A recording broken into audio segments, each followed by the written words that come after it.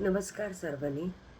હું ગીતા પા શ્રી સ્વસ્તિક હાઈસ્કૂલ હાલીસામાં શિક્ષિકા તરીકેની ભૂમિકા ભજવું છું. મારી સાથે જોડાયેલા અસ્મિતાબેન જેતપરિયા, જેઓએ limited screen time and healthy mind પર અત્યારે ઇનોવેશન કરી રહ્યા છે. અમારા પ્રમુખ શ્રી રમણભાઈ સાહેબે એક સર્વે હાથ ધરેલો હતો.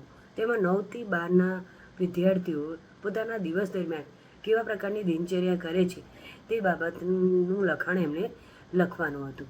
તેમાં બાળકોએ મુક્ત મને પોતાના વિચારો રજૂ કર્યા અને તેમાંથી જાણવા મળ્યું કે બાળકો આ દિવસ દરમિયાનનો પોતાનો મોટાભાગનો સમયગાળો 6થી 7થી 8 કલાક મોબાઈલ પાછળ ગાળે છે અને મોબાઈલમાં માત્ર રીલ્સ જોવાના, આક્રમક વિડીયો જોવાના અને એ દ્વારા બાળકોના વર્તનમાં ફેરફાર જોવા મળ્યો. જેમાં મોટાભાગના વિદ્યાર્થીઓ એવા હતા કે જેમને 10માનું પરિણામ સારું હોવા છતાં 11 અને 12માં તેમનું પરિવર્તનમાં ચીડચીડિયાપણું અને અભ્યાસ પણ અરુચિ જોવા મળી અને તેમના પરિણામ પણ ખરાબ આવ્યા.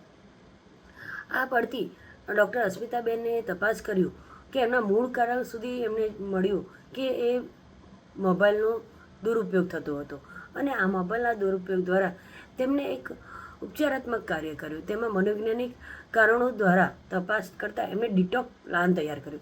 એ ડિટોક પ્લાન દ્વારા તેમણે વાલી સાથે પણ સંપર્ક કર્યો અને વાલી સાથે સંપર્ક કરતાં ખ્યાલ આવ્યો કે બાળકોને પ્રોત્સાહન મળતું નથી, તેમને એકલતાપણું જોવા મળે છે. એના કારણે તે મોબાઈલ જુએ છે અને આ મોબાઈલનો સમય ઓછો ઘટાડવા માટે તેમણે બાળકોને એક ડિટોક પ્લાન આપ્યું. તેમાં દિવસ દરમિયાન તેઓ કેટલા કલાક મોબાઈલ જુએ છે તે લખવાનું હતું અને તેની સાથે સાથે તેઓની વાલીઓને પ્રોત્સાહન પણ આપવાનું હતું. આ સાથે તેમણે બાળકોને રમતો પણ આપી કે બધા સાથે મળીને સમૂહમાં રમતો રમી શકે અને બાળકોને ચિત્ર સ્પર્ધામાં પણ જોડ્યા અને તેમના ચિત્ર સ્પર્ધા યોજીને તેમને પ્રોત્સાહિત કર્યા.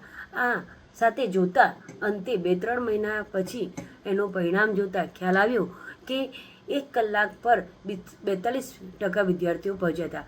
આમાં તેમણે 50 વિદ્યાર્થીઓ લીધા હતા અને એમાં 30 મિનિટે 36% વિદ્યાર્થીઓ પહોંચ્યા હતા, 15 મિનિટે 14% વિદ્યાર્થીઓ પહોંચ્યા હતા.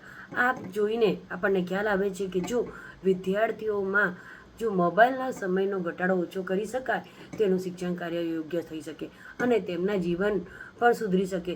તેઓ શાળામાં જે તેમના વર્તનમાં પણ સુધારો થઈ શકે. આ જોઈ શકાય કે તો અસ્મિતાબેને એક અદ્ભુત કાર્ય કર્યું અને તે પાછળ એમને ખૂબ જ સમય આપ્યો છે. આ એમનું ઇનોવેશનનું કાર્ય સફળ થાય તેવી મારી શુભકામનાઓ.